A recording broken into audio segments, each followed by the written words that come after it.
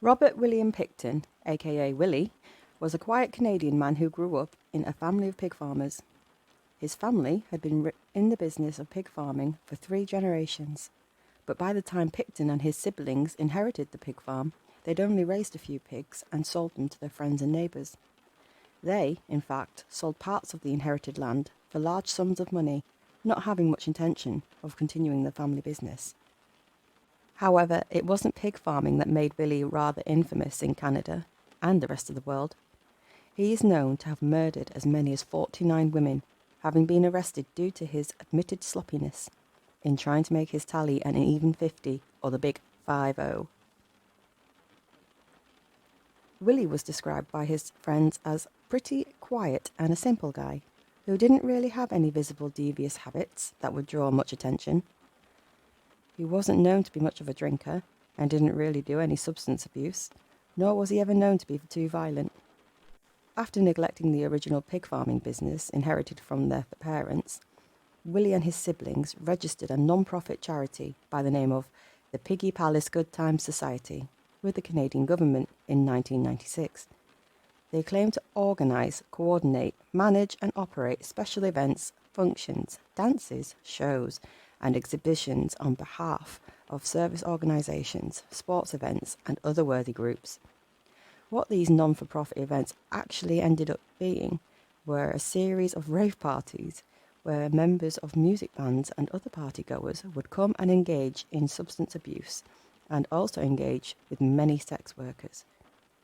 The events were quite large and attracted as many as 2,000 people.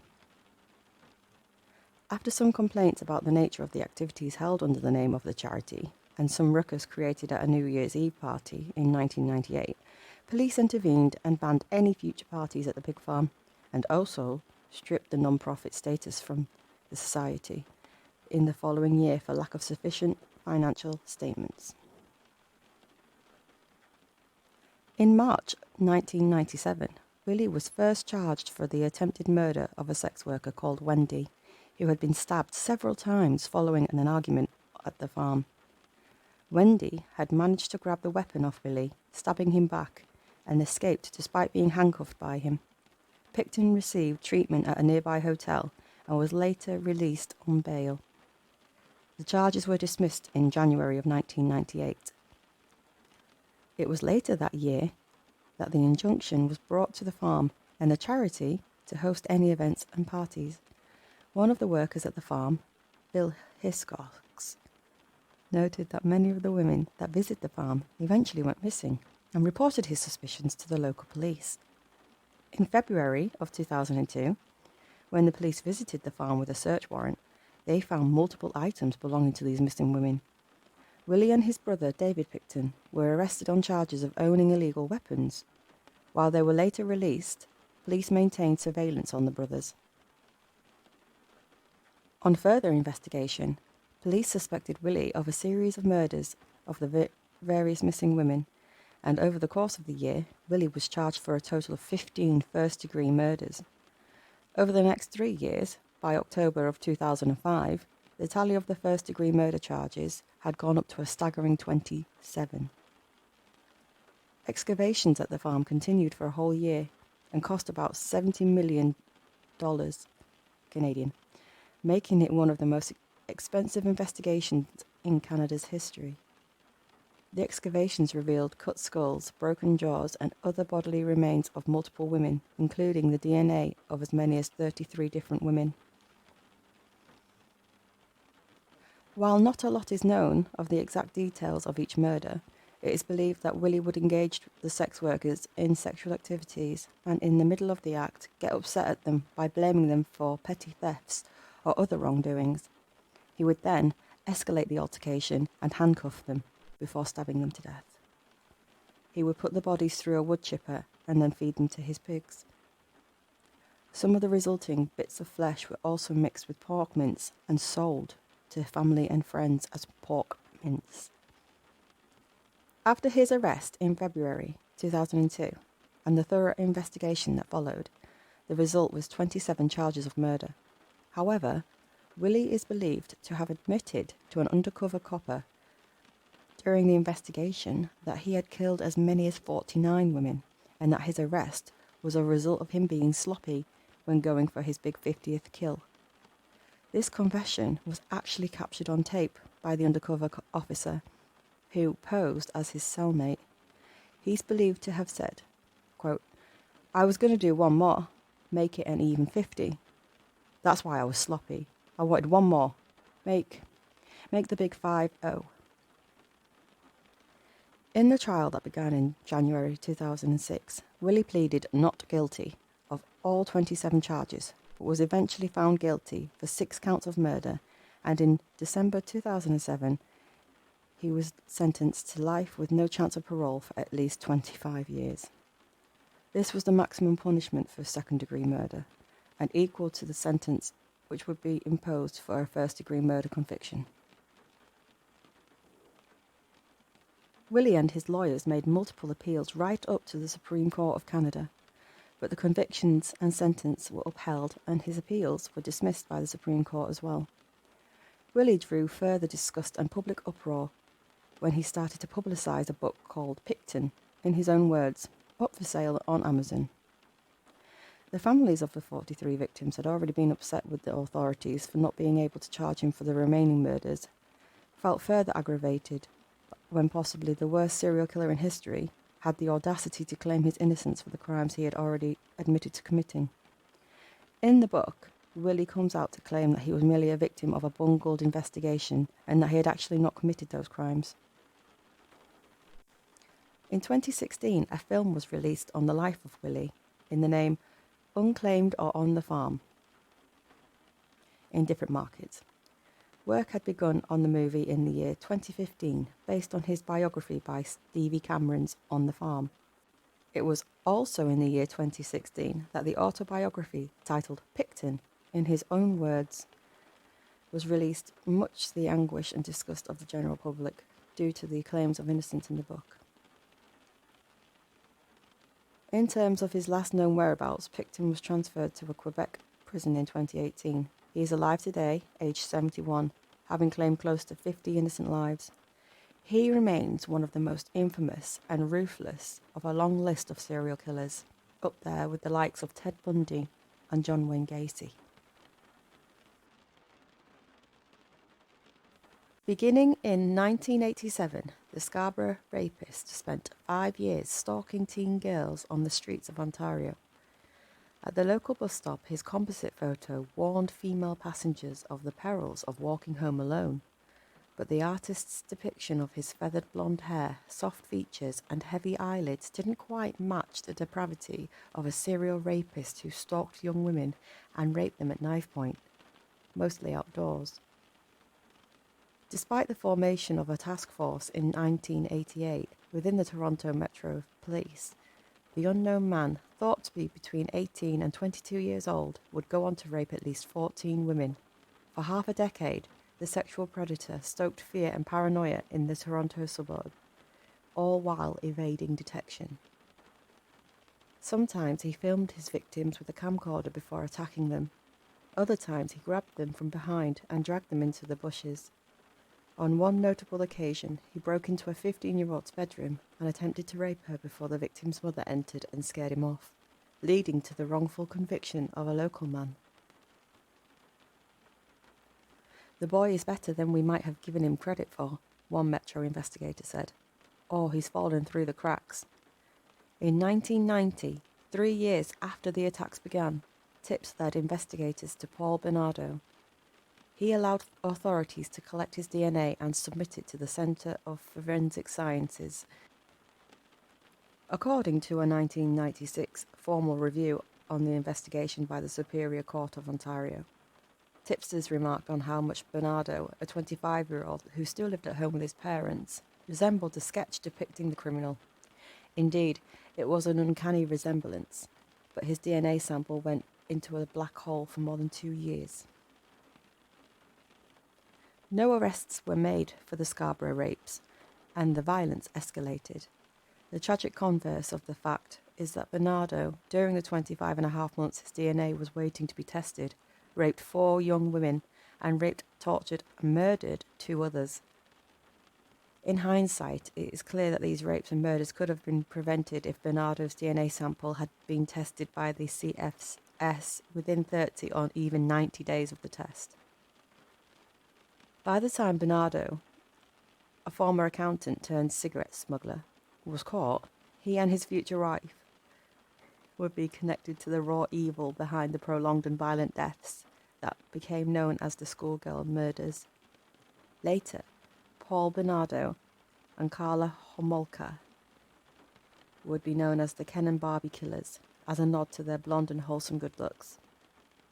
The alleged perpetrators were attractive, well-dressed professionals who lived in a high-rent neighborhood and had lots of friends, the Washington Post wrote in 1993. Yet the murders and the other crimes they allegedly committed were particularly sadistic.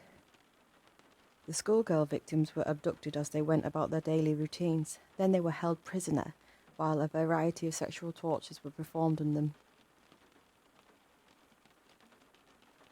Paul Bernardo met Carla Homolka at a hotel restaurant on October the 17th, 1987, according to CBC News. Homolka was 17, slim, with teased platinum blonde hair, and she worked as a volunteer at an animal hospital. He was 23. According to Psychology Today, the pair found that they shared a lust for the sadistic and the deviant. According to the Washington Post, Homolka was soon helping Bernardo lure young girls. While the two, who got engaged in 1989, had shared an instant sexual chemistry, Bernardo grew bored of his sexual relationship with Homolka. He teased her about being used goods because she wasn't a virgin.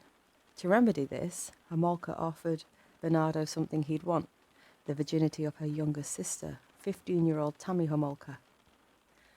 The couple made plans to get the girl drunk and rape her as a gift for Christmas for Bernardo, reported the Canadian press. On December the 23rd, 1990, the couple lured Tammy to the Homolka basement as Tammy and Carla's parents slept upstairs. Their goal was to give her enough alcohol to make her pass out. But when that didn't work, they administered animal tranquilizers taken from Homolka's job and rendered the younger Homolka unconscious. Bernardo instructed his girlfriend to sexually assault her younger sister before he himself began raping her. They filmed the horrifying events using a camcorder. Tammy began vomiting and choking, and ultimately she died. Instead of helping her, they called authorities after they dressed her, and once she was dead, put her back into her own bed. The pair claimed Tammy choked on her own vomit as a result of drinking too much. Her death was initially ruled as an accident and wouldn't be investigated as a homicide until after the deaths of two more girls. The initial ruling would be criticised by the Attorney General's office when it was discovered that Tammy Homolka sustained chemical burns on her face due to the killers covering her mouth and nose with a halothane-soaked cloth. Justice Archie Campbell of the Superior Court of Ontario further criticised investigators in this report, claiming it was inappropriate for the medical examiner to list asthma as the cause of Tammy's death.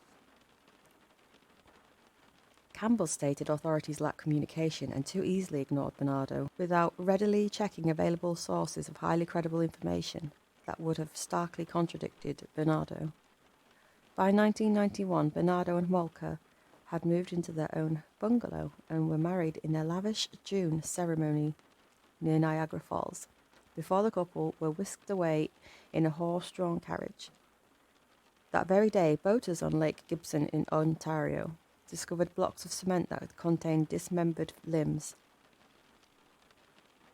As the couple honeymooned in Hawaii, the victim was identified as 14-year-old Leslie Mahaffey, who had disappeared 2 weeks earlier when she'd been locked out of the house for missing curfew. Like Tammy, the couple brutally raped and tortured Mahaffey and filmed their exploits as she pleaded for her life. Homolka would later claim Bernardo strangled her to death, so the teen wouldn't identify them. Finally, in April of 1992, Bernardo and Homolka abducted 15-year-old Kristen French from a church parking lot as she walked home from school. They kept her as a sex slave for days. French's body was found naked in a ditch. face battered, and head shaved. Still, no arrests were made. Although the married couple built their life upon the cruel and unusual, things between the pair started to unravel. In January 1993, Bernardo beat Carla Homolka with a flashlight so brutally that she had to go to the hospital, according to the Canadian Encyclopedia. Bernardo was arrested and charged with assault with a weapon and released on bail. He was charged in February 93, according to Buffalo News. This incident would later help Homolka's defense at trial. On February the 1st, 93, the Center of Forensic Sciences finally obtained the results of Bernardo's DNA test. It was a match to the Scarborough rapist. Between the domestic assault and the DNA results, Homolka decided to come forward and confess to the couple's crimes. She claimed Bernardo forced her to commit the gruesome acts, and subsequently used the battered woman syndrome as her defense. She agreed to testify against Bernardo in exchange for a fixed 12-year sentence, but much of her trial was sealed per the judge's orders so it wouldn't taint a potential jury for Bernardo's later trial. The videotapes that captured the murders were never presented in Homolka's case. As listed in the Attorney General's findings, the crucial 8mm videotapes were recovered from the ceiling above a port light in the upstairs bathroom at the couple's home. I felt guilty and ashamed, and I just wanted to die, Homolka testified at Bernardo's trial about the rapes and murders. Homolka pleaded guilty to 2 counts of manslaughter for the murders of Mahaffey and French and served 12 years behind bars. A short sentence that outraged the public. Shortly after Homolka's conviction, authorities exhumed the body of Tammy Homolka and concluded that she had been murdered. For her homicide, Bernardo was charged with manslaughter and sexual assault. The incriminating tapes weren't handed over to the authorities until September the 22nd of 94, and only after Murray withdrew himself from Bernardo's case and John Rosen stepped in as Bernardo's defense attorney. The tapes were used against Bernardo, who had confessed to being the Scarborough rapist. But as they were examined, Homolka's willing participation in the murders became clear in the hours of footage. Her depravity was highlighted in a particular video labelled Carla, Tammy and Me, where Carla, dressed as her dead sister, had sex on Tammy's bed while praising Bernardo for taking her virginity. Another segment showed the pair engaging in sexual activity while Bernardo held Tammy's photo. By the time the videotapes became known to the court, the deal had already been struck with Homolka, and since she had fulfilled her end of the bargain by providing information and testifying against Bernardo, the courts declined to reopen her case. Prosecutors at Bernardo's trial said Homolka was a cold-blooded participant in the killings and would have been tried for murder had the tapes been provided before she cut a deal. The prosecutor told the courts Homolka implicated herself in the first-degree murder, and she definitely was not a victim. Paul Bernardo was found guilty of raping and murdering Mahaffey and French. His former lawyer, Ken Murray, was charged with obstruction of justice for withholding the tapes, but acquitted 3 years later. After serving 12 years, Carla Homolka was released from prison in 2005 at age 35. What I did was terrible, she said. I was in a situation where I couldn't see clearly and where I couldn't get help. I was completely bowled over by Bernardo. I regret it enormously because now I know I had the power to stop it. Bernardo confessed to at least 10 additional rapes as the Scarborough rapist the following year. Homolka's attempts to live a quiet life were quashed when a reporter revealed Homolka's identity as a remarried mother of 3 in Guadalupe. She returned to Canada, where community members protested her presence as a volunteer at her children's school. Although the school was never mentioned, they announced it would not permit anyone with a criminal record to work on school grounds. I don't want people to think I am dangerous or I'm going to do something to their children, Homolka said, following her release from prison. I think of what I have done, and I don't think I deserve to be happy because of it. As of 2019, Homolka lives under an assumed name in Quebec. Paul Bernardo still remains in prison and was denied parole in 2021.